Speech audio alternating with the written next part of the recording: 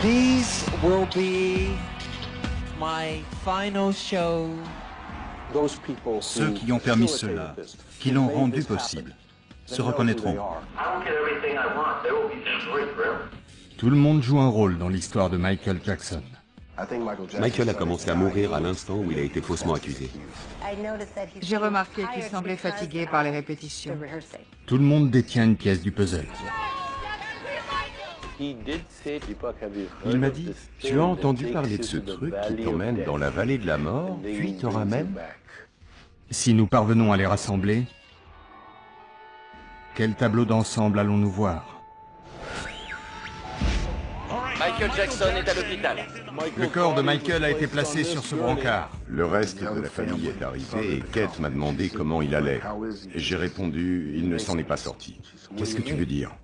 Je suis navré, il nous a quittés. Michael n'aurait pas vieilli. Il ne voulait pas vieillir. Michael était Peter Pan. C'est une horrible tragédie hollywoodienne, une tragédie américaine et humaine. Tenter d'élucider le mystère Michael Jackson, c'est assembler de multiples fragments de vérité.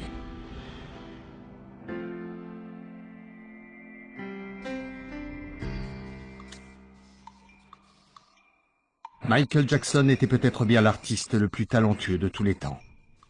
À cause des scandales des 15 dernières années de sa vie, toute une génération ne se souviendra de lui que pour ses démêlés avec la justice ou pour ses opérations esthétiques catastrophiques.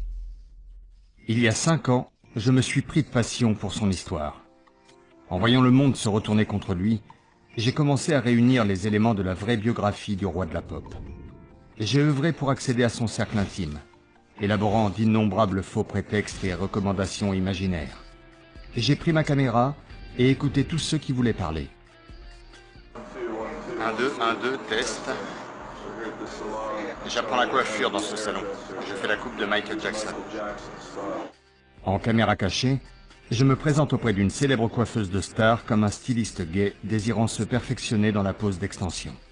Il avait des extensions. Il n'en aurait jamais porté s'il n'avait pas été brûlé. Mais il était obligé parce qu'il avait une grande plaque chauve. Il fallait faire quelque chose. Chaque anecdote venait s'ajouter au tableau d'ensemble qui s'esquissait. J'essayais de déterminer si Michael était un pédophile. Lorsque je me suis embarqué dans cette folle odyssée, je pensais qu'il était coupable. À la fin de mon investigation, j'avais changé d'avis.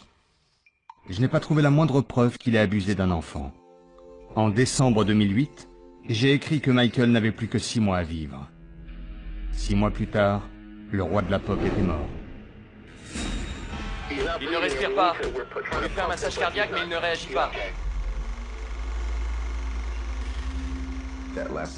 Le dernier soir a été formidable. On s'est embrassés, on a beaucoup ri. On a demandé à Michael s'il avait des remarques à faire. Il a dit non. On a dit « à demain alors ». Et lui « super, à demain, 2 heures ».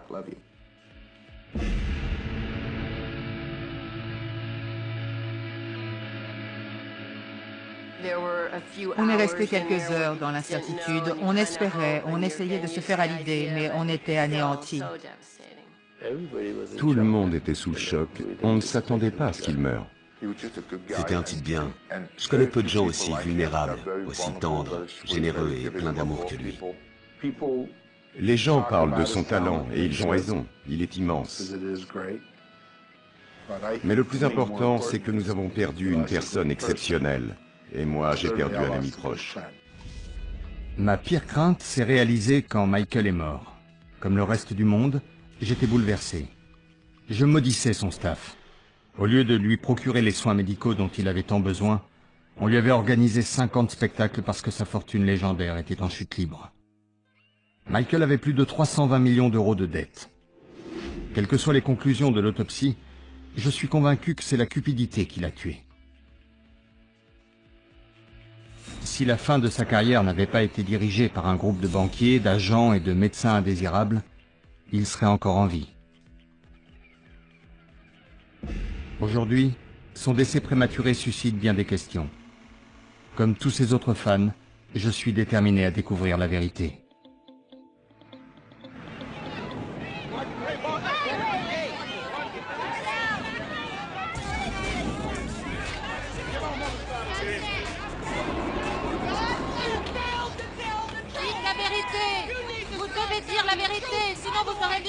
sur les mains. Vous êtes journaliste. Vous êtes censé dire la vérité. Une meute de journalistes attend la reddition du médecin personnel de Michael, le docteur Conrad Murray. Docteur Murray, que dirait Michael s'il était là?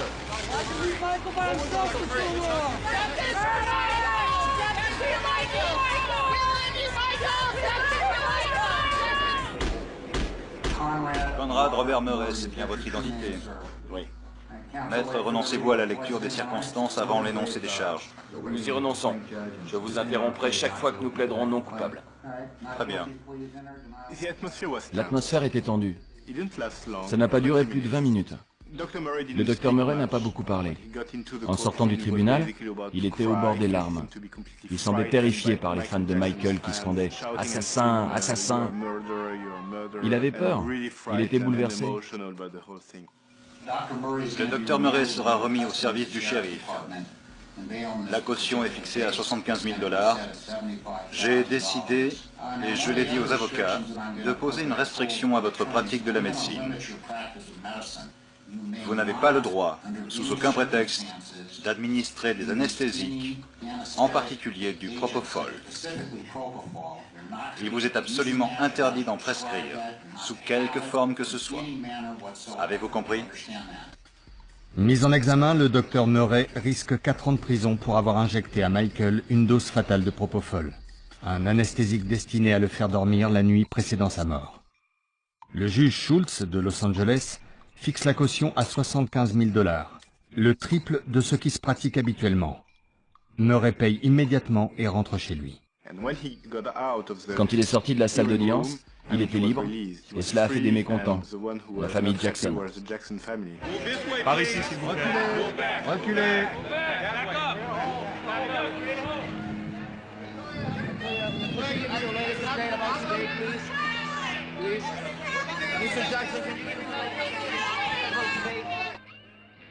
Il est évident que l'arrestation du docteur Murray n'a pas réussi à faire taire les médias, les fans et la famille de Michael. Nous sommes toujours fermement décidés à découvrir ce qui lui est arrivé. D'aucuns cherchent à connaître sa véritable histoire depuis longtemps, mais nul n'a réussi à en reconstituer la trame, et nul ne détient les preuves que j'ai recueillies parmi ses proches. Moi seul possède certains enregistrements secrets. When we'll live in a perfect paradise earth, where there's no more death, he promises that. That's my #1 dream. To achieve that? Is that something you're afraid of? I don't want to see it. Voici le portrait de Michael Jackson, une fois la mosaïque reconstituée.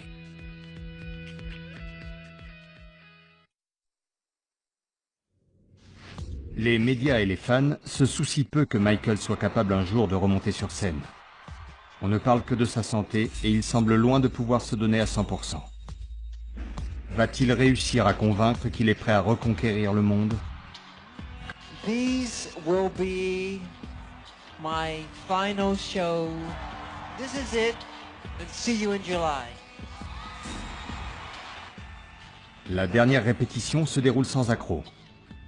Quelques heures plus tard, Michael, bourré de médicaments, sombre dans un état de profonde dépression. Le lendemain, la planète pleure la plus grande icône de la musique depuis John Lennon et Elvis Presley.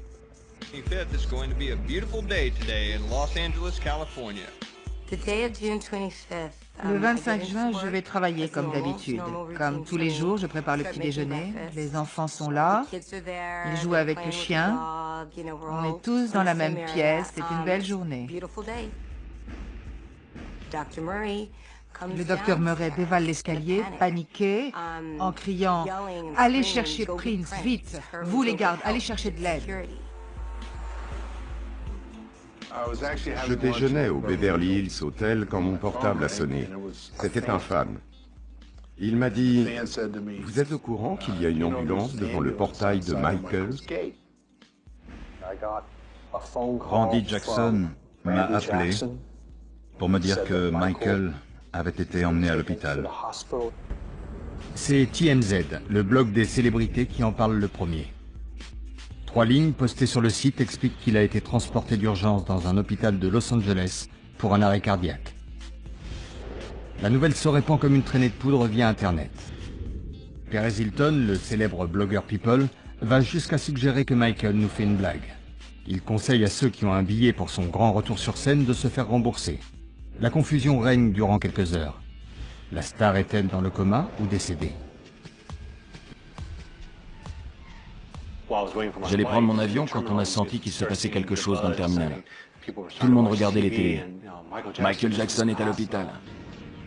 Michael Jackson aurait subi une crise cardiaque. Il a été transféré à l'hôpital il y a une demi-heure.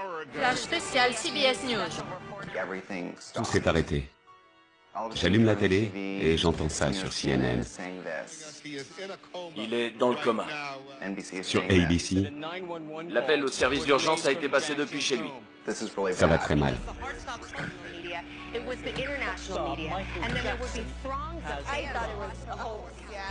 J'ai fait... Non, j'y crois pas. C'est impossible. J'ai appelé son assistante. Je lui ai demandé pourquoi il y avait une ambulance devant le portail.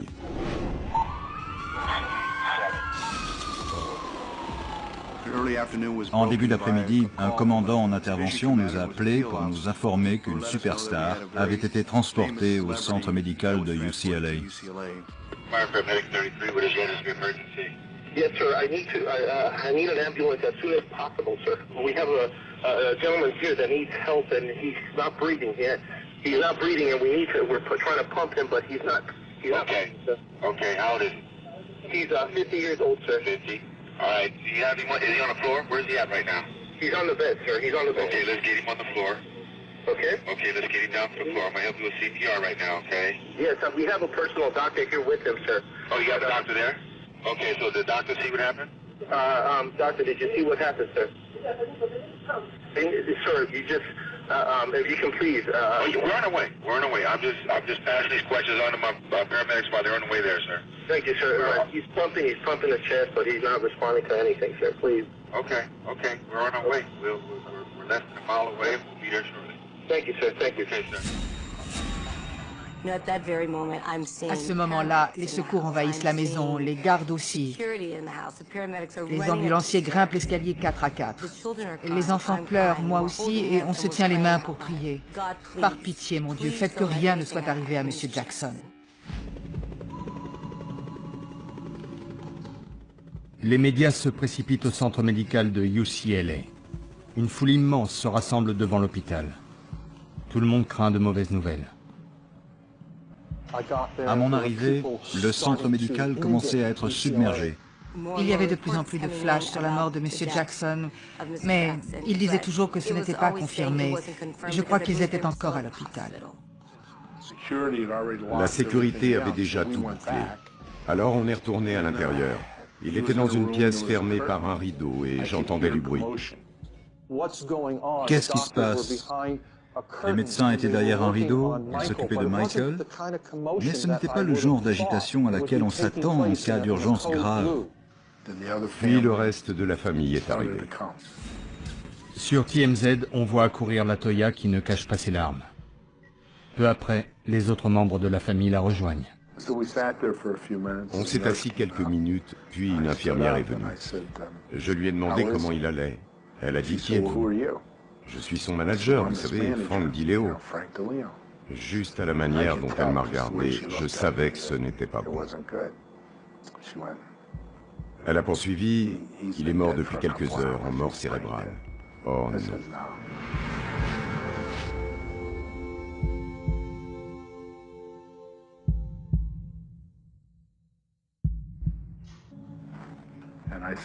Puis j'ai dit, écoutez, je vais avoir besoin d'un cardiologue, d'un fauteuil roulant et d'une assistante sociale. Parce que Mme Jackson a le cœur fragile. La Toya s'est effondrée par terre, en sanglots. Je savais que personne ne pouvait rien faire. Ensuite, je suis entré avec le docteur Murray. Il y avait une assistante sociale et un cardiologue, tout ce que j'avais demandé. Kate m'a demandé comment il allait. J'ai répondu, il ne s'en est pas sorti. Qu'est-ce que tu veux dire? J'ai dit, je suis navré, il nous a quittés. Elle m'a agrippé et elle a fondu en larmes. et j'ai pleuré avec elle. J'ai dû avertir les enfants aussi. Ça n'a pas été une journée facile. Coup de tonnerre à Los Angeles. Le roi de la pop est mort. Admirateurs, photographes et journalistes déferlent sur le centre médical de UCLA pour entendre Jermaine, le frère de Michael, annoncer la tragique nouvelle. C'est très dur. Mon frère, le légendaire roi de la pop, Michael Jackson, est décédé le jeudi 25 juin 2009 à 14h26. Notre amour t'accompagne, Michael, pour toujours. Je t'aime. J'ai allumé la radio et j'ai entendu que M. Jackson était mort. Je me suis garée et j'ai complètement craqué. Désolée.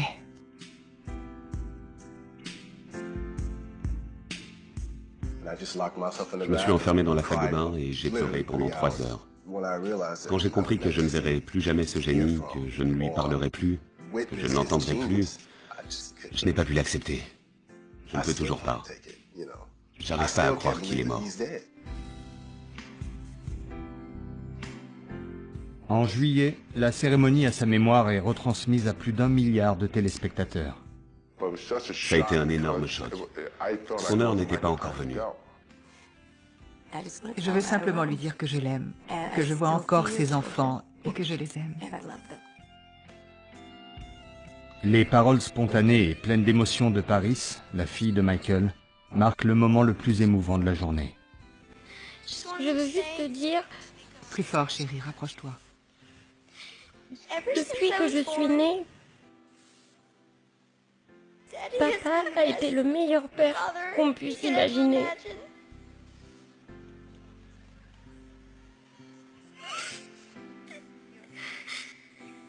Je veux juste te dire que je t'aime très fort.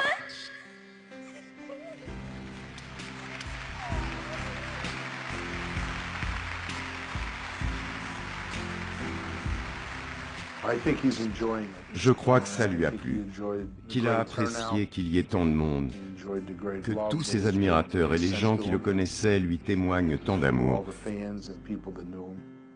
Oui, je crois que ça lui a beaucoup plu. Vraiment. Some people satisfied just living life every day, and some people are determined to make other people happy through their art and what they do. And to me, that's wonderful.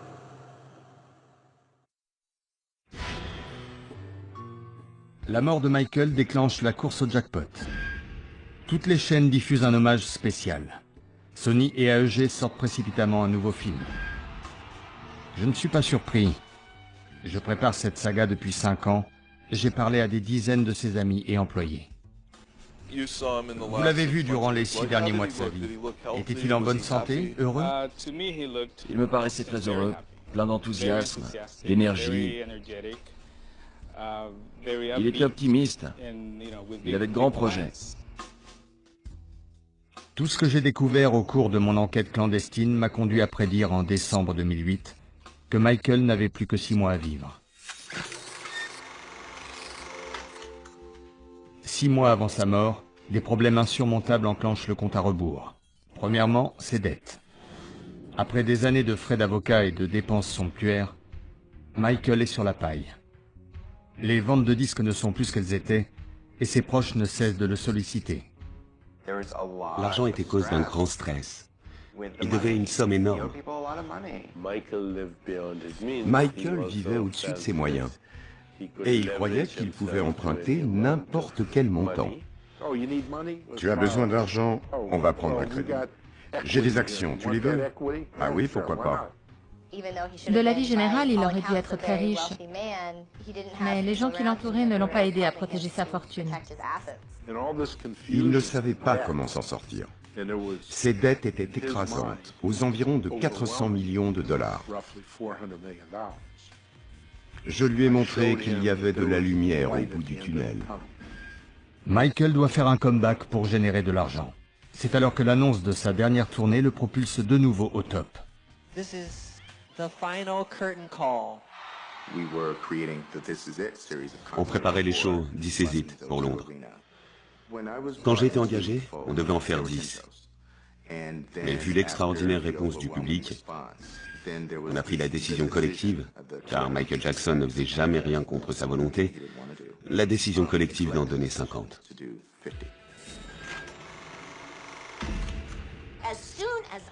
Dès que j'ai entendu parler des 50 concerts, j'ai dit « Impossible, il ne les fera jamais ». Je ne pense pas que Michael avait les moyens physiques de donner 50 concerts. D'ailleurs, ceux qui les ont négociés ont été très clairs. Il ignorait qu'il y aurait 50 dates. Il pensait qu'il n'y en avait que 10. La demande leur permettait d'en faire 85. Ils sont donc allés voir Michael et lui ont demandé ce qu'il en pensait. À ce moment-là, je suis intervenu. Écoute-moi bien, Michael, je vais être honnête avec toi. Avec 50 spectacles, tu ne régleras pas tes dettes. Il va falloir remplir beaucoup de stades pour en sortir. Mais on peut reprendre le contrôle. Et il était d'accord. Je ne crois pas que Michael se serait contenté de 10 spectacles. Ça n'aurait pas fait autant de spectateurs. Il a accepté et il a signé. Ensuite, il s'est plaint. Je signe pour 10 shows. Je vais me coucher et le lendemain matin, c'est passé à 50. C'était sa manière de dire « J'en ai accepté 10, mais à la demande générale, je suis obligé d'en faire 50. » Ses seuls problèmes financiers n'auraient jamais poussé Michael à se lancer dans 50 spectacles épuisants. Un second facteur n'a jamais été pris en compte, son cercle intime. Les gens de son entourage étaient ce qu'on appelle des facilitateurs. Ils avaient beaucoup à gagner et beaucoup à perdre avec lui. Il était dépendant et manipulé par d'autres, et cela a certainement hâté sa fin. C'étaient des requins face à un homme extrêmement vulnérable. Ce sont des sycophantes, des parasites. La plupart étaient là pour son argent. Il était cerné par des gens dont le seul intérêt était de savoir combien il pouvait gagner pour eux. Michael allait de conseiller en conseiller, d'avocat en avocat. S'il avait mal quelque part, on lui disait « Prends ça, s'il n'y en avait plus, quelqu'un courait en acheter ». Comme il avait plusieurs médecins, personne ne savait exactement ce qu'il prenait. L'un des médecins qui évolue autour de Michael à la fin de sa vie fait figure d'acteur principal. Son porte-parole personnel, le docteur Tomé Tomé. Quand j'ai prédit que Michael n'avait plus que 6 mois à vivre, le bon docteur a déclaré à la presse que c'était pure affabulation. Pour ma part, j'avais des soupçons sur lui, surtout après avoir vérifié ses références auprès du Conseil de l'ordre américain. Je n'ai jamais trouvé la preuve qu'il était médecin. Je ne sais pas d'où sortait Tomé. Il était là, il a négocié le contrat. Ce que je sais, c'est que Michael n'était pas content du calendrier des concerts. Il n'avait jamais organisé de tournée, c'était un homme d'affaires. Personne n'a écouté mes avertissements. Michael déclinait rapidement et les médias internationaux ont vite relayé l'info. Plus la tournée approchait et plus on voyait des photos de lui à gare, en fauteuil roulant ou sur des béquilles.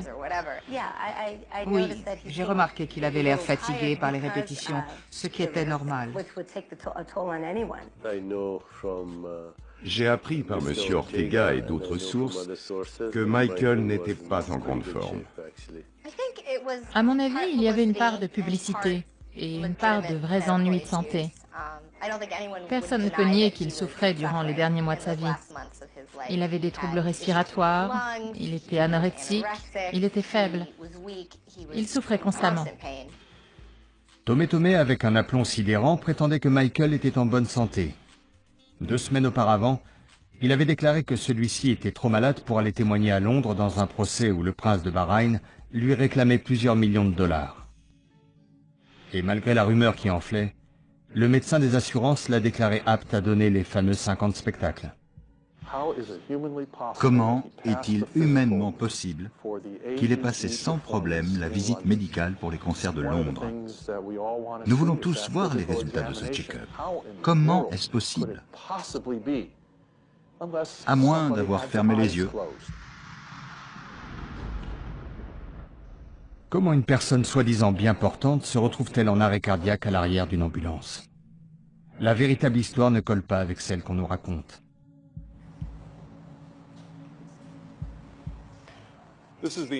Voici l'ambulance qui a transporté Michael à l'hôpital de UCLA le 25 juin. Le monde entier avait les yeux fixés sur ce véhicule et priait pour lui.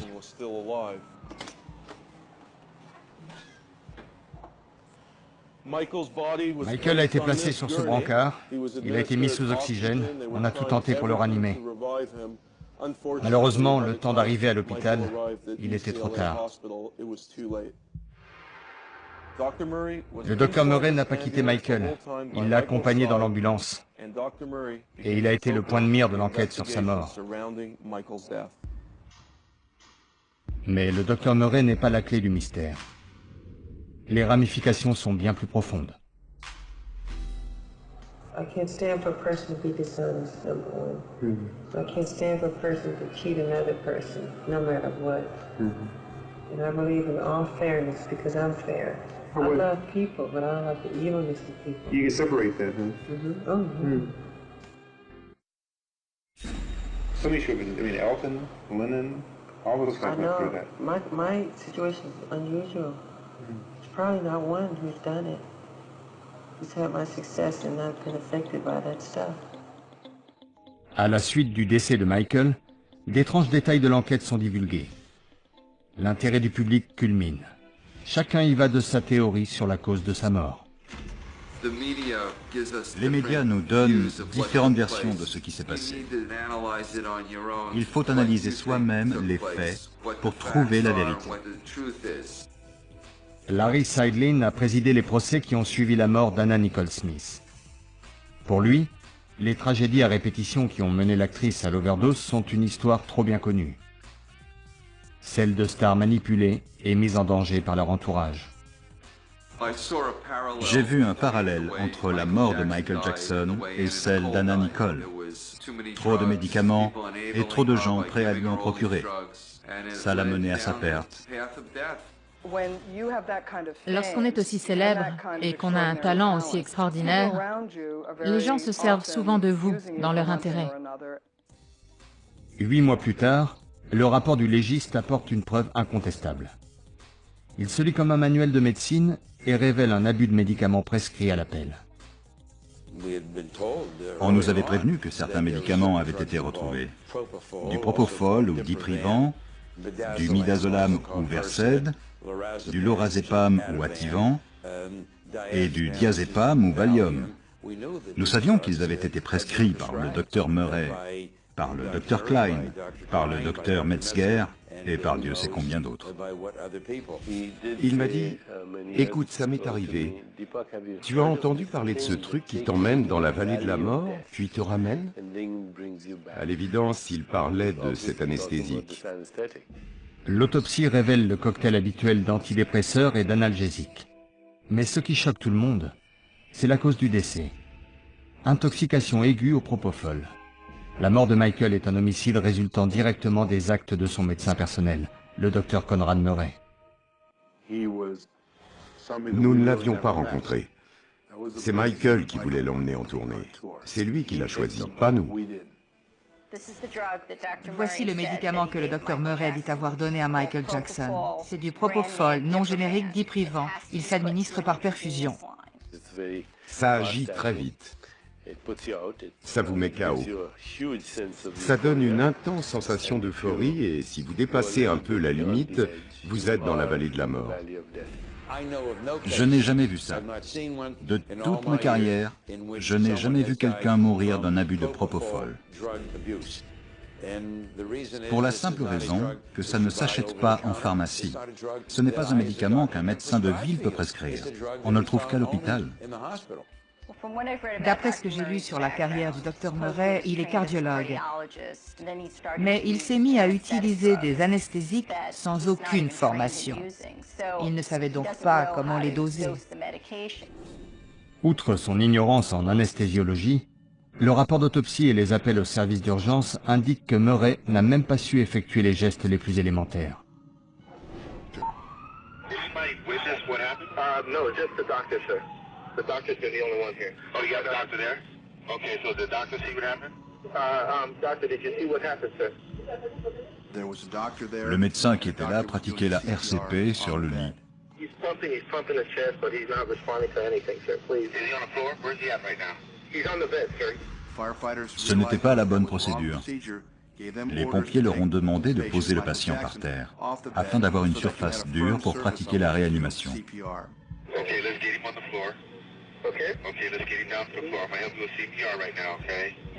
Les versions divergent. Michael est par terre, il le met sur le lit et tente de le réanimer sur un matelas mou. Un cardiologue devrait savoir que les compressions thoraciques se font sur une surface dure. Il y a de quoi s'interroger sur les compétences de Murray. De plus, son récit ne concorde pas avec le rapport de police. Au départ, Conrad Murray a dit à la police qu'à un certain moment, il avait trouvé Michael Jackson inconscient et qu'il s'était immédiatement porté à son secours. Mais les relevés téléphoniques le contredisent. Naturellement, les enquêteurs les ont obtenus. Et en les examinant, ils se sont aperçus qu'après le moment où il dit avoir découvert que Michael Jackson allait mal, Conrad Murray était au téléphone. D'une voix posée, très professionnelle, le docteur Murray passe plusieurs coups de fil juste après s'être rendu compte de l'état de Michael. This is Dr. Murray from Bob. Hi, how are you? Sorry I missed you. Just wanted to talk to you about your results of ECP. Il est compréhensible que dans l'affolement, l'exposé du docteur Murray ait été confus. Mais pourquoi s'est-il écoulé 90 minutes entre le moment où il a découvert Michael et celui où il a demandé aux gardes d'appeler les secours? Les ambulanciers arrivent 90 minutes plus tard. Il était sûrement déjà en mort cérébrale. Il n'y avait plus personne à réanimer. Un temps précieux avait été perdu. Ça s'appelle l'heure en or. Si les secours médicaux arrivent vite, ils ont le temps de stabiliser le patient. Les chances de le sauver sont plus grandes. Je crois qu'il a pris peur. Ce n'était pas n'importe qui, c'était Michael Jackson. Il était allongé là, sans pouls, inconscient. Que faire? Il était en pleine panique. Il était là en tant que médecin personnel de Michael Jackson.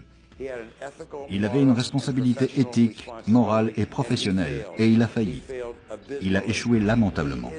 C'est un médecin expérimenté. On ne fait pas quelque chose quand on sait que c'est mal, et on ne le fait pas parce que le patient vous dit qu'il sait mieux que vous ce qui lui convient.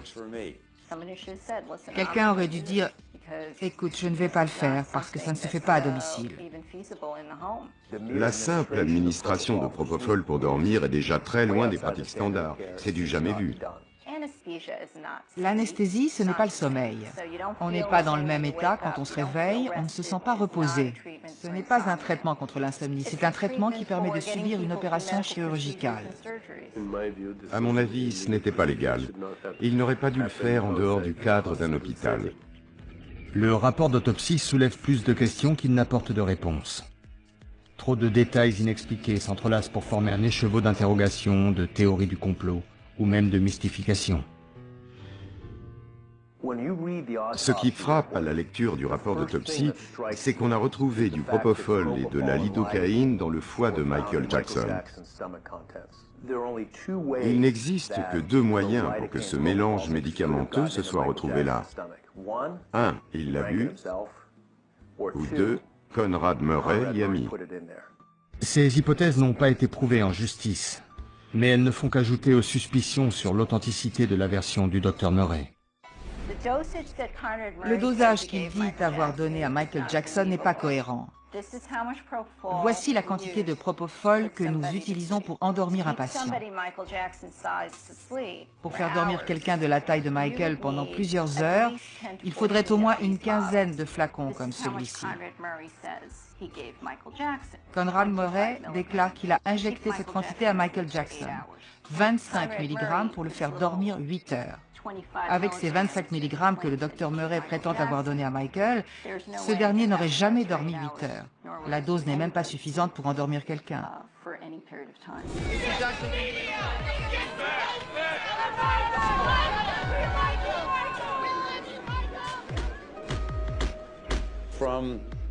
D'où vient donc le propofol? Qui l'a prescrit? Qui l'a obtenu? C'est pour ça que je crois que d'autres personnes sont impliquées.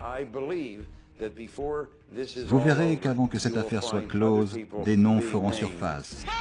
Conrad Murray s'est absenté pendant des heures pour aller voir une call girl. J'appelle ça un meurtre. On ne parle que de ça sur Internet. On se pose des questions. Après avoir vu This Is It, je me suis dit qu'il l'avait tué. Il n'avait plus besoin de lui. Ils ont toute sa musique, toutes ses images. Il y a du Michael Jackson pour des siècles. Tout le monde est plus peinard et plus riche sans lui, semble-t-il. Beaucoup de monde dit que Michael valait plus mort que vivant. Ça me brise le cœur d'entendre ça. Est-ce que c'est vrai? Je ne connais pas la réponse. Seul le temps le dira.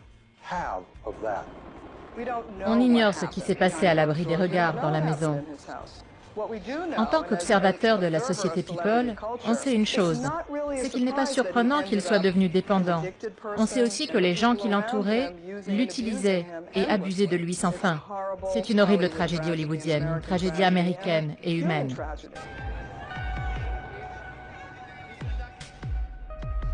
The thing you fear the most, or would be the saddest thing for you? If somebody would cheat me, but I won't go for that. Would be the fact that you would give in like Elvis did to all these vices, or Oh, I know that's not gonna happen. you don't even worry about that. No.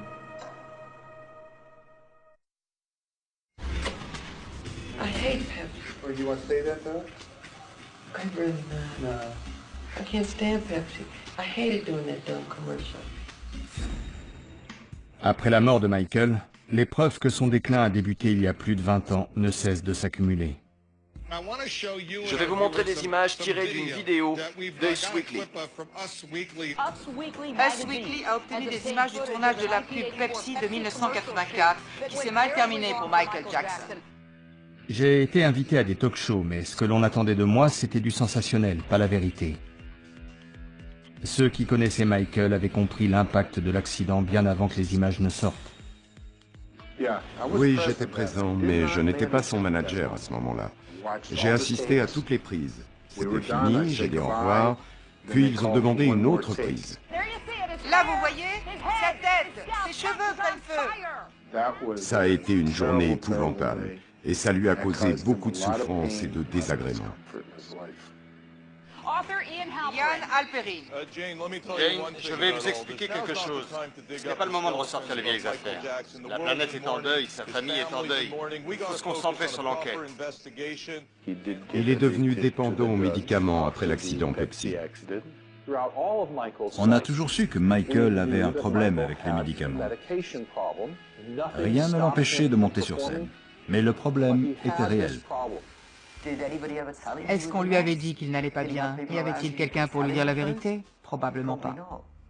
Non, parce qu'à l'époque, ce n'était pas un problème. Il pouvait prendre un calmant de temps à autre, ce n'était pas grave. Il y avait des signes, ça m'inquiétait. Mais il m'a assuré qu'il était sous traitement depuis des années. Tant que ça restait dans des limites raisonnables, ça pouvait aller. Mais il a perdu le contrôle. Il nous arrivait de devoir le porter jusqu'à sa chambre, de lui enlever ses bottes et de le coucher. Ensuite, je restais là pendant 3 ou 4 heures pour le surveiller, pour m'assurer qu'il respirait encore. Malheureusement, ce sont les médecins qui ont ancré sa dépendance. Mais dès qu'on est accro, on est en demande. Quand on est Michael Jackson, le roi de la pop, personne ne vous dit non. Michael avait un grand pouvoir, le pouvoir de son intelligence et celui de son portefeuille. Il pouvait acheter les médecins. Il y a un médicament pour tout. Des fourmis dans les jambes. Il y a une pilule. Je lui ai refusé une ordonnance il y a longtemps. Il ne m'en a jamais redemandé. Je lui en avais parlé en mars. Je lui ai dit, Michael, ça me gêne d'aborder la question, mais as-tu besoin d'aide? Est-ce que tu prends quelque chose? Ça l'a indigné, il était furieux contre moi. J'étais stupéfait que personne ne soit intervenu, même quand des bruits sur sa santé ont commencé à circuler durant les répétitions de This Is It. Les informations diffèrent. Un chorégraphe vous dira, il assurait. Quelqu'un d'autre dira qu'il arrivait en fauteuil roulant. Chacun semble avoir sa vision de Michael Jackson. Alors, était-il en fauteuil roulant? Est-ce qu'il bondissait et faisait le moonwalk? Pour savoir si Michael était suffisamment en forme pour 50 concerts, j'ai rencontré son entraîneur personnel de longue date, Lou Ferrigno, alias l'incroyable Hulk. Bonjour. Bonjour, monsieur Ferrigno. Je me suis fait passer pour un moniteur de canoë canadien en mauvaise condition physique et tenant à tout prix à perdre du poids. C'est grâce à vous qu'il était en forme. On se connaissait depuis 20 ans. On a passé beaucoup de temps ensemble. Alors c'est là? Oui, c'est ma salle de torture. C'est ici que je donne des cours particuliers à Michael et à d'autres célébrités. Vous pouvez me faire Hulk, s'il vous plaît? Merci. Vous pourriez me montrer quelques exercices que vous donniez à Michael pour This Is It? Bien sûr. Enlevez votre sweatshirt. Je suis surpris d'apprendre que l'entraînement était un moment décontracté, où il donnait libre cours à son naturel espiègle. Michael arrivait parfois avec son masque, ses lunettes, son chapeau noir et ses gants. Je disais, pourquoi tu portes un masque? Je ne veux pas que les gens me voient. Enfin Michael, il est 10 h du soir, il n'y a personne, enlève-le. Alors il regardait partout et il le retirait. Puis il trafiquait les lumières pour qu'il fasse sombre. Je lui disais, arrête, je veux pas être dans le noir. Il n'arrêtait pas de me faire des blagues, de me taquiner. Il venait s'exercer souvent pour la tournée This Is It? 2 ou 3 fois par semaine pendant 2 mois. Il faisait des progrès? Oui. Physiquement, il était capable de donner 50 concerts. Il a toujours été en bonne santé. Quand on est allé voir This Is It avec mes amis, il ne m'a pas paru malade du tout. Je ne l'ai pas trouvé aussi souffrant et fragile que bien des gens aimaient à le laisser entendre. Lors de notre dernier rendez-vous, où nous devions discuter d'un livre, j'ai trouvé qu'il n'était pas en état de faire quoi que ce soit. Il était très faible, très fragile. Ça m'a beaucoup troublée. Quand on est dans un état mental aussi précaire, ce n'est pas le moment de se lancer dans des entreprises professionnelles. Il était comment torse nu? Pâle? Oui, tout blanc. Tout blanc? Aussi blanc que vous. Sérieux? Blanc, complètement blanc. Quoi? Tout son corps était blanc? Ouais. Comment est-ce possible? J'en sais rien. À vue de nez, qui est le plus en forme, Michael ou moi? Soyez franc. Vous. D'après nos sources, il était évident qu'il avait de nombreux problèmes médicaux. Il souffrait beaucoup. Vers la fin, il était quasiment anorexique. Je dois dire que la dernière fois que je l'ai vu, il avait encore perdu quelques kilos. Mais j'ai pensé que c'était à cause des répétitions. Il voulait être le plus léger possible pour danser. Il était obsédé par son poids. Il montait sur la balance dès qu'il arrivait ici pour être sûr qu'il n'avait pas grossi. Je lui disais, Michael, ce n'est pas la balance qui compte, c'est ton image dans le miroir. Le plus étonnant, c'est qu'il a passé une visite médicale complète sans aucun problème. Il a déniché un médecin ici à New York qui lui a trouvé un physique d'astronaute. Quand il y a beaucoup d'argent en jeu, certaines personnes sont prêtes à collaborer. Peut-être que c'était truqué. Ça arrive tout le temps. Mais je sais que le tourneur britannique n'a pas cru aux résultats de l'examen. N'oubliez pas qu'il était sur le point de s'envoler pour Londres quand il est mort. Toujours est-il que la société avait demandé une deuxième visite médicale dès son arrivée. Les répétitions s'intensifient. La fatigue s'installe et le besoin d'évasion de Michael croît dangereusement. Il doit monter sur scène à tout prix. Ce que Michael veut, Michael l'obtient. S'il disait à Conrad Murray « Je ne peux pas dormir, donnez-moi quelque chose », Conrad Murray faisait ce qu'il pensait être indiqué pour l'aider à dormir. Il m'a dit qu'il avait de gros problèmes d'insomnie. Il se couchait tard et se levait vers 11 h ou midi. Quand j'ai commencé à l'entraîner, il venait à 10 h du soir et repartait à minuit. Je pense que Michael Jackson est mort d'épuisement. Il n'arrivait plus à dormir à cause de tous les problèmes qui s'étaient accumulés au cours des ans. Et son cœur a lâché. Il devait 400 millions de dollars. Il était à sec. Il avait une famille, une tournée en préparation et des problèmes d'insomnie. Il avait besoin de plus de temps pour s'entraîner, pour pouvoir assurer les chorégraphies, la mise en scène et la tournée. C'était une tâche énorme. Durant les dernières semaines de sa vie, on n'arrêtait pas de me dire que Michael manquait les répétitions, qu'il n'était pas capable de répéter. AEG a annoncé un report des dates. C'est un fait, c'est ce qui s'est passé. Ce que l'on voit dans le film n'est pas le reflet exact de la réalité. J'ai vu le film This Is It. Il faisait des efforts intenses. Il s'entraînait à fond. Il était phénoménal, mais fragile. Il pesait 60 kilos et avec la pression, son cœur n'a pas tenu. La mort de Michael n'est pas due à un seul facteur. Il faut peut-être en chercher la véritable cause dans les décennies agitées d'un passé en dents de scie. Is that something you just insist on, or is it something I insist on it. I want to sail my own course. I'm the captain of my ship. I take suggestions. I'll listen to what everybody has to say, but the final decision is mine. I think that's my greatest inspiration. It is.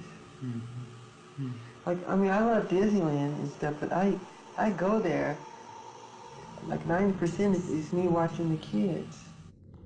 J'ai commencé à m'intéresser à l'affaire Michael Jackson le 13 juin 2005, quand toutes les chaînes ont annoncé l'imminence du verdict dans son procès pour abus sexuels sur mineurs. Nous déclarons le prévenu non coupable de gestes obscènes sur mineurs. Devant le tribunal, la foule a explosé. Une femme lâchait une colombe blanche pour chaque chef d'accusation dont Michael était acquitté. Le ministère public n'avait même pas obtenu une seule condamnation. Il était libre. Je n'en revenais pas.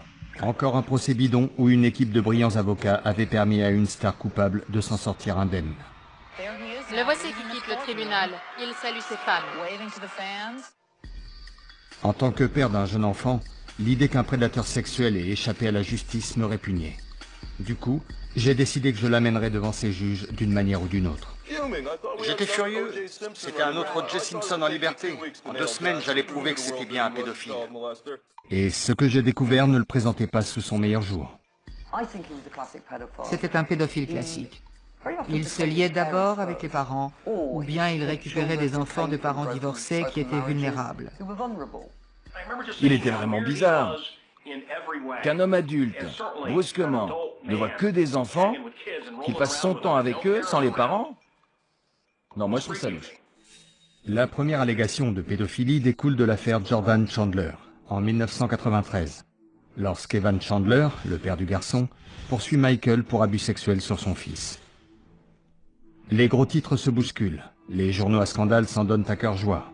Après la déposition de Jordan Chandler, le bureau du procureur fait subir à Michael un examen médical rigoureux afin de confirmer la description physique donnée par son accusateur. I have been forced to submit to a dehumanizing and humiliating examination.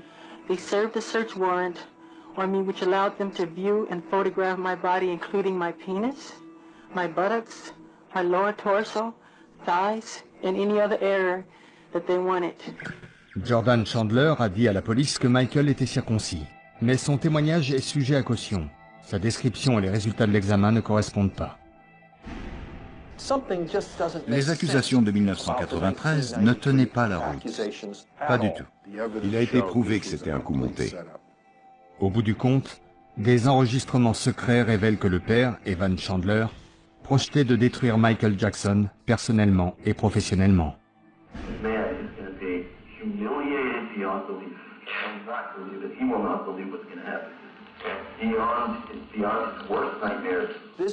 Ce n'est pas une simple preuve comme on en voit d'ordinaire.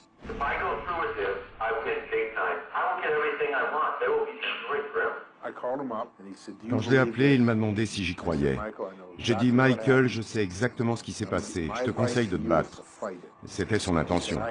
Si tu ne te bats pas maintenant, ça va s'éterniser et causer des problèmes. Ce n'était pas le conseil que tout le monde voulait que je lui donne. Alors qu'on continue à l'accuser, Michael continue à se défendre.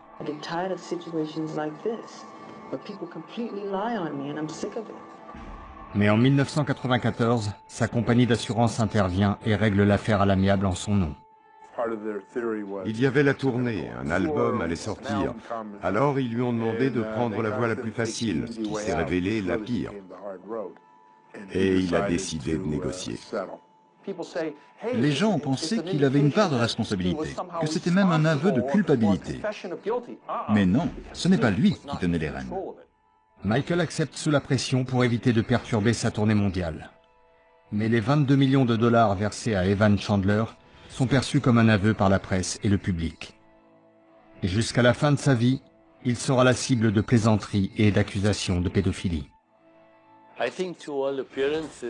En apparence, tout suggérait qu'il l'était. Mais les gens n'ont pas compris qu'on peut être obsédé par les enfants, être un enfant, sans que ça implique une attirance sexuelle.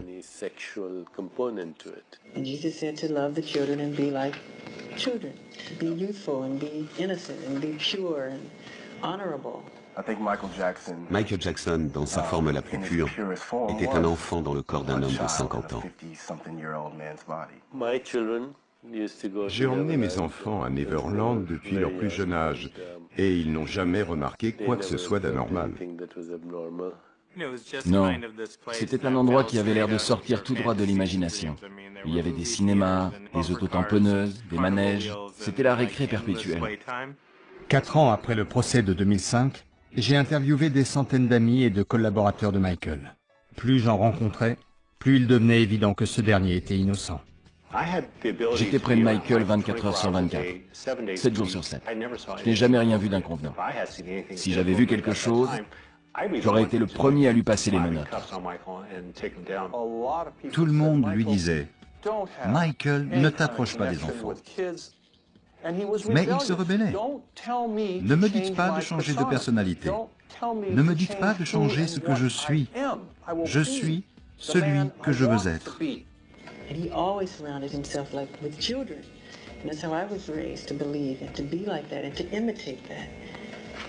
I don't know what you're trying to make out of this. I'm not trying to make anything out of it. I'm trying to identify whose handwriting it was. Okay. Comme la plupart des gens, presque tout ce que je croyais savoir sur l'affaire était faux. Et j'étais largement influencé par les reportages irresponsables et gravement biaisés de journalistes qui voulaient sa peau. Dans l'opinion publique, l'arrangement à l'amiable de 1993 prouvait sa responsabilité. Quand je suis arrivé, il y avait entre 1000 et 1500 journalistes.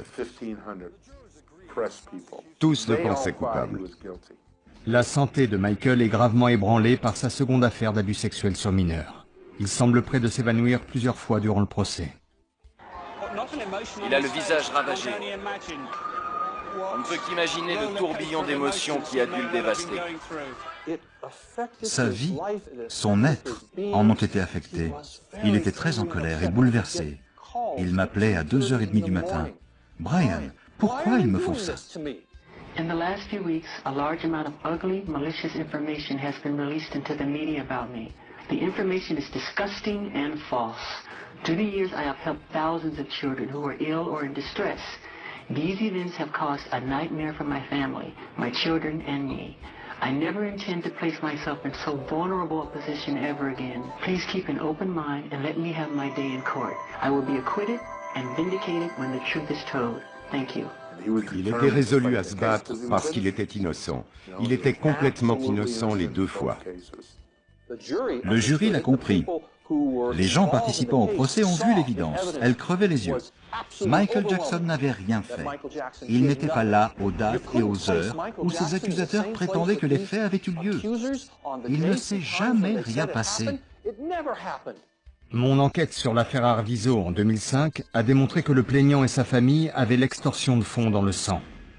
Ils ont été poursuivis pour faux témoignages et fraude.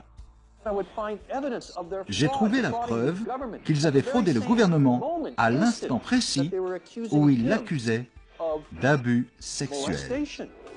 Je n'ai jamais trouvé la preuve tangible qui m'aurait permis de faire rouvrir le dossier Jackson. À la fin de mon investigation, c'était lui la victime. Le monde entier a suivi le procès, mais on n'a pas fait autant de battage sur son innocence que sur sa culpabilité supposée. On n'a jamais vu l'extrait des débats quand il répète « innocent, innocent, innocent » 10 fois de suite. On ne le voit jamais. On voit tout, mais pas ça. Ce n'est pas bien. C'est la presse américaine. C'est nous qui l'avons tué et qui lui avons fait vivre ce cauchemar. Les charges d'abus sexuels sur des enfants que Michael Jackson aimait tant et dont il se sentait si proche l'ont complètement anéanti. C'est ça qui l'a fait sombrer. À votre connaissance, Monsieur Jackson, avez-vous déjà été accusé d'agression sexuelle sur Brett Barnes? Ne répondez pas. Cette expérience l'a complètement traumatisé. Ça l'a tué. Ça l'a détruit. Michael a changé.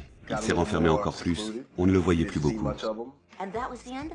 Et ça a été sa fin. Il ne s'en est jamais remis. Je pense qu'à partir du moment où ces accusations sont sorties, émotionnellement, il a plongé de plus en plus profondément. Le juge Rodney Melville a dit à Michael, « Monsieur Jackson, votre caution est levée. Vous êtes libre. » Des paroles qui seront répétées d'innombrables fois à partir d'aujourd'hui. Mais le monde ne s'est pas souvenu de ces mots et l'ombre du doute a continué à planer sur les acteurs du procès. L'image de Michael en a été ternie à jamais.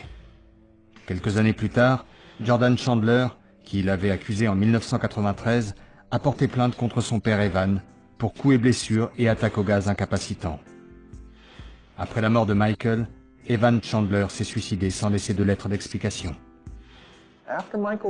Quand Michael a disparu, on s'est mis à examiner toutes ces ordures et ces accusations, en se demandant si elles étaient justifiées. Je crois que l'émotion démontrée massivement par le public nous dit que les gens ont reconnu que ce n'était que ragot et baliverne.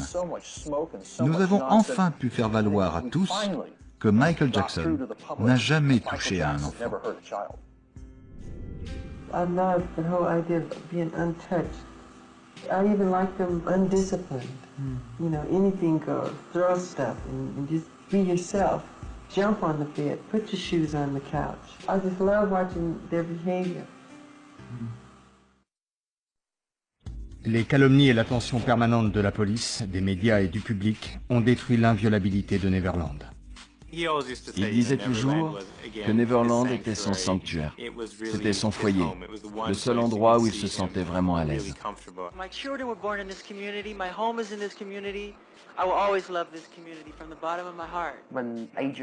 Après la descente de police sur Neverland, ça n'a plus jamais été pareil. Il n'y a plus jamais vécu.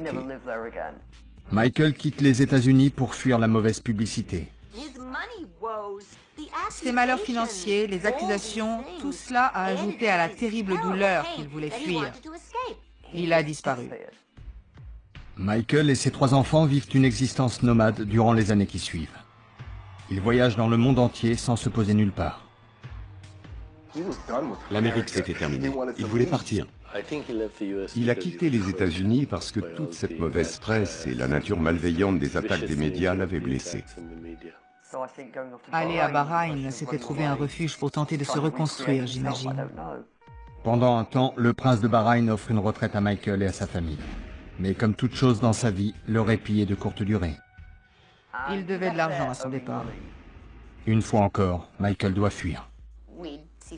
Sur les photos, à Los Angeles ou en Europe, il était toujours un peu bizarre. Un jour, il portait un masque, un autre, il était en chaise roulante. Ensuite, ses enfants sortaient avec des masques de carnaval. On ne savait jamais ce qu'il allait inventer. Il vivait dans un autre univers. On se disait, mon Dieu, je doute que cette personne puisse survivre dans notre monde, avec toutes ses complications et à cause de sa fragilité. Dans sa quête de stabilité, Michael s'est parfois tourné vers des puissances supérieures, quitte à perdre pied avec la réalité. Sa spiritualité a-t-elle affecté son attachement au monde? J'ai rendu visite à l'une de ses dernières conseillères, la révérende June Gatlin. Je suis ravie de cette occasion. Elle nous donne le privilège de rendre hommage à un homme d'une grandeur et d'une majesté exceptionnelle. Il est la raison de notre rencontre. Il était d'une grande spiritualité. Absolument. Et bien des gens l'ignoraient. C'était un explorateur, il voulait rencontrer tout le monde. Il avait des penchants pour la spiritualité. Il en ressentait l'appel. Il a cherché des conseillers spirituels. En rassemblant ces gens, il les intégrait à son plan, un plan très réfléchi. Tous ceux qui avaient écrit un bon livre sur la spiritualité, tous ceux qui l'intriguaient, il voulait les rencontrer. Partout où je suis allé, on m'a raconté comment Michael passait de religion en religion dans une impossible quête. Certaines rumeurs faisaient même état de superstitions farfelues. Toutes les superstars parlent d'atteindre le dispensateur de dons, car c'est lui qui contrôle le monde. Et la seule façon de l'approcher, c'est d'entrer dans un état de quasi-coma. Pour y arriver, Michael utilisait les médicaments. Je ne sais pas si c'est vrai, mais j'ai assisté à ces conversations. Et voici les volumes du journal de 2009. Vous voulez voir quelque chose? J'aimerais beaucoup. À June. Aujourd'hui, j'ai eu l'impression d'être baptisée dans la mer de la vie, la plus purifiante des eaux. Vous êtes un don de Dieu. Vos jours sur cette planète sont bénis à jamais. Je vous aime, Michael Jackson. C'était le 9 mai. Il écrivait très bien, on ne lui rend pas justice. C'était un poète. Lui? Oh mon Dieu! C'était un auteur phénoménal. Michael croyait en sa muse. Il croyait aux anges gardiens. Il croyait aux dons du ciel. Il disait souvent que la musique lui venait d'ailleurs, qu'il ne la composait pas. Je connais sa vraie voix. Comment était-elle, sa vraie voix? Ce n'était pas... Salut. Elle n'était pas comme ça. Je lui disais, parlez normalement, dites « je vais bien ». Je vais bien. Non, non, non, non, non, dites-le avec votre vraie voix. Je vais bien. Voilà, chérie. N'oublions pas qu'on lui a enseigné l'importance de la Bible dès son plus jeune âge. Il a eu des sentiments religieux toute sa vie. Voulez-vous qu'on dise une prière pour lui? Voulez-vous me guider? Nous vous remercions pour la vie et l'homme qu'était Michael. Je dis merci et vous pouvez le dire aussi. Merci. Qu'il en soit ainsi. C'était beau. Merci. Comme lui et comme vous, chérie. Merci. June Gatlin possède la force rare d'accepter l'absence de Michael. Peut-être parce qu'il a trouvé dans la mort son dernier refuge après une vie de souffrance. Michael est mort, son esprit a quitté son corps, il a fait « ah » et l'a abandonné. Son heure était venue, il ne serait pas parti sans cela. Il n'existe pas de mort prématurée. Quand on part et qu'on ne revient pas dans son corps, c'est qu'on est censé partir. C'est pour ça que toute la planète sent sa présence. Il n'a jamais existé quelqu'un comme lui. Je lui ai dit, il n'y a jamais eu personne comme vous, et il n'y en aura jamais. Vous êtes unique.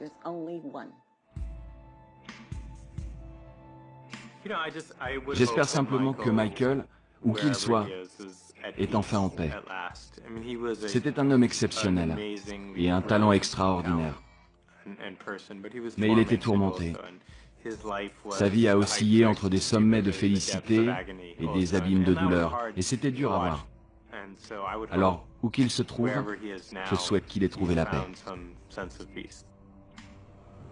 Why do you think some people find it so hard to reach out to God? Because they can't see him. And people always don't believe in something they can't see. It's like seeing is believing. They have to see it to believe it. Mm-hmm.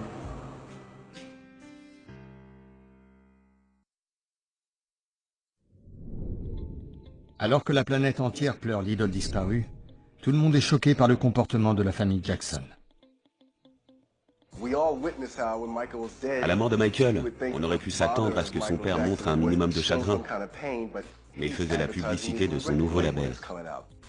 Quelques jours après le drame, Joe Jackson provoque un scandale en répondant aux questions de CNN lors des BET Awards.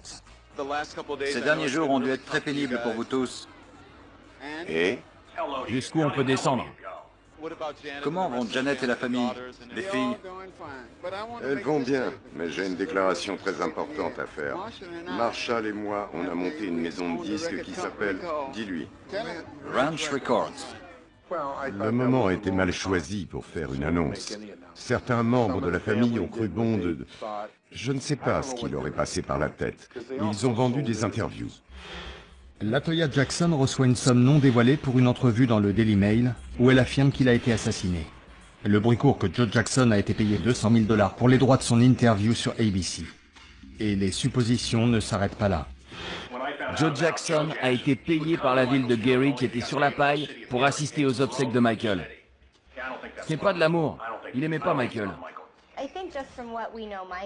D'après ce que Michael disait de Joe Jackson, on sait qu'il a toujours cherché à profiter de la famille. Le fait qu'il lance un label Jackson n'a pas surpris ceux qui ont suivi la saga familiale. La situation familiale de Michael Jackson menait directement au désastre. Peut-être que sa famille l'adorait, mais elle l'utilisait de bien des manières. Un cadre de l'industrie de la musique a été témoin des manœuvres de Joe Jackson. C'était au début des années 90, juste avant la sortie d'un nouveau single avec Eddie Murphy. 6 semaines avant la sortie de l'album, on reçoit un coup de fil de Joe Jackson. Si vous voulez conclure, vous devrez verser 20% de la part éditoriale à ma société. C'était un contrat à part. Je ne crois même pas que Michael était au courant. La disparition de son fils n'empêche pas Joe Jackson de réclamer toujours plus. Le testament ne lui laissant rien, il poursuit la succession pour obtenir une pension de $15 000 par mois. Débouté, il entame une procédure civile contre Conrad Murray pour homicide délictuel. il est évident que Michael a été victime de tentatives cruelles de personnes qui ont voulu tirer profit de sa célébrité et de son succès. Ce n'est pas par manque d'amour ou de soutien, mais chacun voulait sa part du gâteau. Et son propre père ne le défendait pas. Je dois dire que malgré toutes les attaques et les critiques contre Joe Jackson, c'était un père formidable. Il a toujours été là pour Michael. C'est indiscutable. Il venait tous les jours au tribunal pendant le procès. Je crois que Michael l'aimait profondément.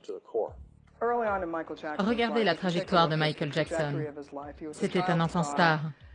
Et si on en croit ce qui a été écrit, Joe était un père abusif. Michael m'a raconté qu'il était maltraité physiquement et verbalement quand il était petit. Les enfants étaient menés à la baguette. Joe était très strict. Le jeune Michael Jackson a souffert de graves traumatismes. Il était couvert d'acné. Il m'a montré des photos.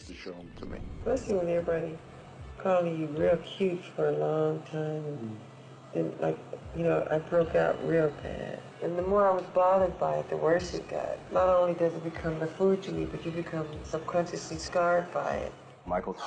Michael racontait de manière très imagée comment Joe piquait ses boutons avec une fourchette quand il avait une poussée d'acné. Il m'a dit aussi que son père s'était moqué de son nez plusieurs fois. C'est pour ça qu'il l'a fait refaire dès qu'il l'a pu. Si on nous inculque dès l'enfance qu'on est laid et que les gens ne nous accepteront que si on se transforme pour leur ressembler, ça vous marque à jamais. Quand quelqu'un qui possède cette sensibilité exacerbée subit traumatisme sur traumatisme, on ne s'étonne pas qu'il finisse avec une dysmorphie corporelle, ni qu'il se mutile à coups d'opérations esthétiques.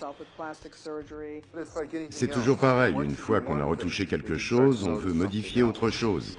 Il a toujours voulu être mince, il se trouvait gros. Il était superbe. Les femmes tombaient à ses pieds. Je ne comprends pas pourquoi, en tant que noir et fier de l'être, il a voulu changer son image. À mon avis, Michael Jackson faisait une crise d'identité. Il ne savait pas qui il était et il n'était pas satisfait de ce qu'il était. I'm a black American and I'm proud of it, and I'm honored of it. The bleach skin rumor, which is a rumor, I don't bleach my skin. They say, one said I wanted a white kid to play me as a child, which was a rumor. Il a grandi sous nos yeux. Il voulait être différent. Et bien entendu, il a subi toutes ces interventions pour modifier son nez, ses joues, son visage, ses cheveux et aussi la couleur de sa peau.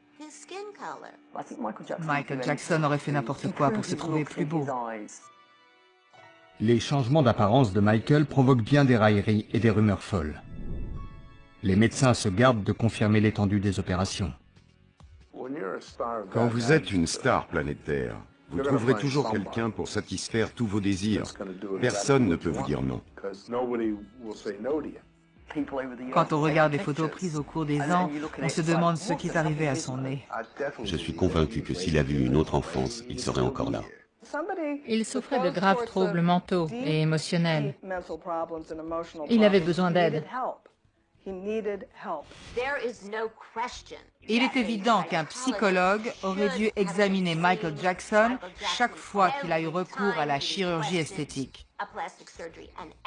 Il aurait dû lui poser les questions suivantes. Que cherchez-vous? Pourquoi n'êtes-vous pas satisfait? Vous êtes très bien comme ça.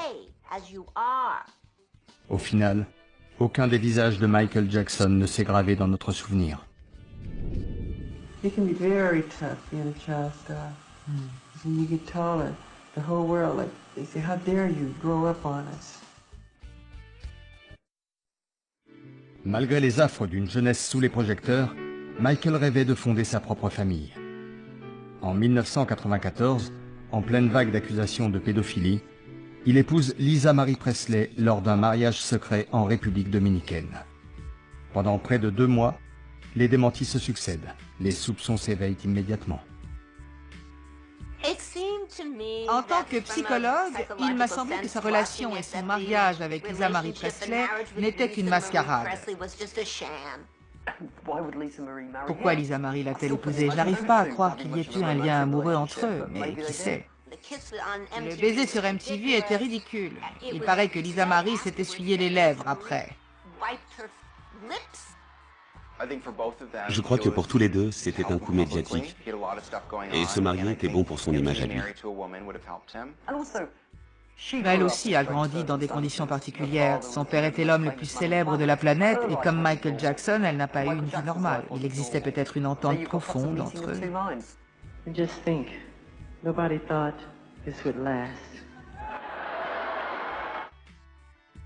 Et ça ne dure pas longtemps. 2 ans plus tard, Lisa Marie demande le divorce pour incompatibilité fondamentale. Et si certains s'étonnent de cette séparation brutale mais consentie, le véritable choc est encore à venir. Car Michael épouse une infirmière nommée Debbie Rowe, qui est enceinte de lui. Michael Jackson a agi honorablement. Il l'a épousée. Ces 2 mariages avaient un but. J'ignore s'il y a eu un mariage d'amour. Avec Debbie Rowe, il voulait des enfants. Il en parlait tout le temps. À un certain moment, il a voulu se marier et devenir père. Il adorait les enfants. C'était l'infirmière du Dr. Klein, le dermatologue de Michael. C'est comme ça qu'ils ont fait connaissance. Je ne sais pas s'ils étaient amoureux. C'est possible, mais ce n'était pas un mariage classique. Cette 2e cérémonie privée se déroule en Australie, durant la tournée mondiale History. Il avait besoin de redorer son image. Son union avec Lisa Marie Presley, la fille du King, s'était écroulée. Il lui fallait des enfants. Il lui a certainement fait une offre hors du commun et Debbie a accepté de porter ses enfants. Quel que soit le marché qu'ils ont conclu, je ne suis pas au courant. Mais connaissant Michael, il voulait ses enfants pour lui. Ce mariage fait immédiatement l'objet de spéculations. Le couple a beau répéter que leur union est parfaitement banale, des signes troublants commencent à apparaître dès la naissance de leur 2e enfant. Michael et sa femme, Debbie Rowe Jackson, attendent une petite fille. Elle a eu une grossesse difficile pour Paris, leur 2e enfant, et après elle ne pouvait plus concevoir. Michael a semblé alors se désintéresser d'elle. À ses yeux, elle n'avait plus d'utilité. Alors le petit prince va avoir une sœur. Oui. Et après? Laissez-moi respirer. Je me fais vieille. Debbie et Michael divorcent en 1999. Le bruit court que Debbie a été payée pour abandonner ses droits parentaux à Michael. Rien n'indique qu'elle ait vu les enfants depuis la mort de Michael. Je ne pense pas qu'elle les avait désirés. Elle a fait cadeau des enfants à Michael. C'est elle qui l'a dit. C'est elle qui a demandé le divorce. Je tiens plus que tout à mon amitié avec lui. Si ce mariage devient un obstacle à notre amitié, alors nous écarterons le mariage. Il voulait des enfants et il voulait les élever tout seul en père célibataire. Michael était un père extraordinaire. C'était une famille heureuse. Ça m'a frappé. C'était un père formidable, merveilleux, très attentionné. Il s'occupait de tout. C'était un père célibataire exemplaire. Michael semble s'épanouir auprès de ses jeunes enfants. Mais à mesure qu'ils grandissent, ces curieuses méthodes éducatives font jaser. Je pense que son rapport à la paternité était très conflictuel. Pour un homme-enfant dont le développement s'est arrêté, il est difficile d'endosser le rôle de père. Michael pouvait être très puéril. Il ne comprenait pas que certains de ses gestes puissent susciter la controverse. Le visage voilé des enfants, c'était pour les protéger, parce que lui-même avait été poursuivi par les photographes quand il était petit. Mais ça a été trop loin. L'incident du bébé suspendu provoque la critique la plus cuisante. Il avait emmené Prince et Paris devant la fenêtre. Le visage voilé, bien sûr, pour que personne ne puisse les prendre en photo. Mais il leur faisait saluer la foule, en bas. Les fans criaient « On veut Blanket! On veut Blanket !» Alors Michael, pour tenter de les calmer, a pris le bébé, l'a caché sous une couverture et l'a montré.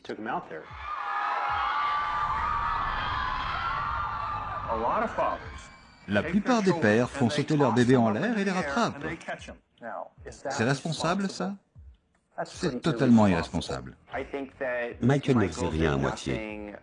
Il allait toujours à l'extrême. Masquer ses enfants, les cacher, c'était carrément ignoble, non? Est-ce que c'était la chose la plus intelligente à faire? Bien sûr que non. Il voulait montrer son enfant à ses admirateurs. Dans son exubérance, dans la fièvre du moment, il a fait quelque chose d'irresponsable. Il l'a reconnu après, mais il l'a fait. Au fil des ans, la curiosité du public s'attise. Les gens s'interrogent. Michael est-il bien le père biologique des enfants? Il a toujours prétendu que c'étaient ses enfants. Mais il suffit de les regarder pour voir qu'ils n'ont aucune des caractéristiques physiques de Michael quand il était plus jeune, avant ses opérations. On est donc en droit de se demander s'ils sont bien de lui. Et puis j'ai découvert une autre rumeur. Michael aurait sollicité de nombreux donneurs de sperme au fil des ans. Mark Lester, Arnold Klein, Marlon Brando, Homer Batty, Johnny Cochran, Chris Tucker et l'acteur disparu Robert Urich. Mark Lester, un ancien acteur enfant britannique, a annoncé qu'il était le père. Je crois que Paris pourrait être ma fille. Et je suis prêt à faire un test de paternité. Michael Jackson m'avait demandé en privé si j'accepterais de donner mon sperme en son nom. D'après ce que j'en sais, Michael est leur père biologique. Il me l'a dit, je ne peux que le croire. Des Biro me l'a dit aussi. Je ne peux que la croire également. Michael m'a toujours dit qu'il était le papa de Prince et de Paris. Blanket, c'est-à-dire Prince Michael II, est né par mère porteuse. Chacun y va de sa théorie sur l'identité des pères biologiques des enfants. La plus émouvante suggère que Blanket serait le fils d'Homer Batty, un chanteur norvégien que Joe Jackson avait présenté comme le fils illégitime de Michael. D'autres voient une ressemblance entre Prince et Paris et le docteur Arnold Klein. Si ce dernier admet avoir fait un don de sperme, il indique qu'à sa connaissance, les enfants ne sont pas de lui. Sur les photos, on voit une forte ressemblance entre Harriet et Paris.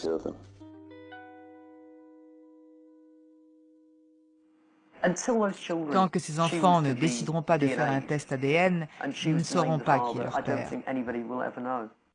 Mon investigation m'a amené à conclure que le docteur Klein est probablement le père biologique de Prince et de Paris, et Homer Batty celui de Blanket. Mais quelle importance! C'est Michael qu'ils appelaient papa. Je l'ai vu avec ses enfants. Ils étaient toute sa vie. Alors, c'est presque sans rapport. Michael était un père génial, toujours présent. Rien ne leur enlèvera ça. Qu'ils soient ses enfants biologiques ou pas, Michael était leur père. Point final. Depuis la disparition tragique et inattendue de Michael, l'avenir de sa progéniture passionne le monde entier. Il voulait certainement leur offrir l'enfance qu'il n'a jamais eue. Pourtant, il a mal agi. On ne passe pas son temps à dormir, ne pas dormir, prendre des pilules. Il aurait peut-être pu penser un peu à ses gamins. Enfin, est-ce qu'on peut respecter quelqu'un qui traite ses enfants comme ça? Les enfants vont s'en sortir. Leur famille les couvre d'affection. Nous attendons tous avec impatience de voir ce que vont devenir les enfants de Michael. J'ai vu Blanket danser 1 ou 2 fois dans la cuisine. Ils sont très intelligents, ces petits, très artistes, très créatifs. Leur père a veillé à cet aspect de leur éducation. On ne sait jamais. On ne sait jamais.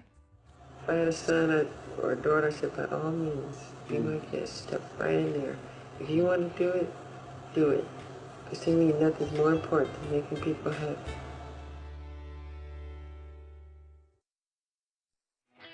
La saga Michael Jackson n'a pas pris fin avec sa mort. Nous regardons grandir ses enfants, nous discutons de son héritage, nos caméras assaillent les salles d'audience. Nous ne pouvons en détourner les yeux. À cause des lenteurs de l'enquête sur son décès, tout le monde s'est demandé ce qui se passait, qui avait fait quoi, quand, où et comment. L'histoire de Michael Jackson est une mosaïque brisée. Chacun en détient un fragment. Chacun a son idée sur la cause de sa mort. Ceux qui ont permis cela, qui l'ont rendu possible, se reconnaîtront. À mon avis, le médecin ne faisait pas attention. Je pense que c'est vraiment une erreur de la part du médecin. Je reviendrai la responsabilité de Conrad Murray et celle de Michael lui-même. Il n'était pas idiot. Il devait savoir qu'il allait trop loin. Il vivait sur le fil. Ces choses-là arrivent. Conrad Murray s'est fait épingler, et à juste titre. Mais il n'a pas prescrit tous ces médicaments. D'autres médecins font aussi ce genre de choses. On peut blâmer des tas de gens. Mais à quoi ça servirait maintenant? Michael n'aurait pas vieilli. Il ne voulait pas vieillir. Michael était Peter Pan. Je crois qu'une part de lui a toujours su qu'il mourrait jeune. Et que d'une certaine manière, sa disparition le rendrait immortel. Au-delà des nombreux facteurs qui ont entraîné sa mort, la cupidité, les médicaments, les fameux facilitateurs, une lueur de vérité transparaît. Le responsable, c'est peut-être Michael lui-même. Michael se mettait trop de pression pour être le meilleur. C'était un perfectionniste, c'est indiscutable. Quand il était sur scène, il régnait en maître. Et cet aspect perfectionniste de sa personnalité a causé beaucoup de complications. C'est une sorte de suicide. Comment commettre certaines personnes dont le mode de vie les mène à la mort. Je ne peux pas m'empêcher de penser que toutes ces années de souffrance, de pression, toutes ces fausses rumeurs, toutes ces accusations, y sont pour quelque chose. Alors que les faits s'accumulent, l'histoire de Michael sort du cadre personnel pour devenir universelle. Car derrière le portrait de la star, c'est nous-mêmes que nous entrevoyons. Michael Jackson est mort pour la même raison que notre société meurt. Michael Jackson, c'est nous. C'est l'icône de la musique américaine par excellence. Il fascine tout le monde depuis l'époque des Jackson 5. Il a été une source inépuisable d'émerveillement et de ragots. Et il deviendra encore plus grand parce qu'il est mort jeune. Bien des gens iraient jusqu'à dire que Michael Jackson est notre culture populaire. Prenez ces 20 dernières années. On peut dire ce qu'on veut. On peut critiquer ses opérations esthétiques, sa façon de s'habiller, ses erreurs. Mais quoi qu'on dise, on parle toujours de lui. Il a touché le monde entier. Combien peuvent en dire autant? Il était bizarre, et on l'a aimé malgré tout. Humainement, c'était un homme d'une grande douceur, bon et généreux. Sa musique vivra éternellement. Il va influencer des générations de musiciens, d'acteurs et de chanteurs.